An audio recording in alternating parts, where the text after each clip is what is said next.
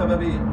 احنا عندنا على مدار الغردقه تما 25 جزيره، استحاله يكون في قروش، استحاله يكون في اي حاجه مضره.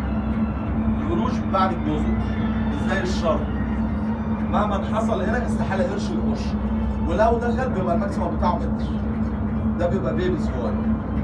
الحاجه الثانيه الماكسيموم دي بتاع الغردقه قبل الشعب قبل الجزر 40 متر، بعد الجزر وصل 300 متر.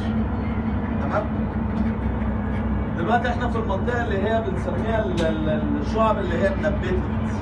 هتلاقوا الشعب اللي هي الاصليه مش الاصليه مش نبتت او اللي هي انا العربي بتاعي راح. الشعب اللي هي حيه، هتلاقوا الوانها اللي هي زي الازرق.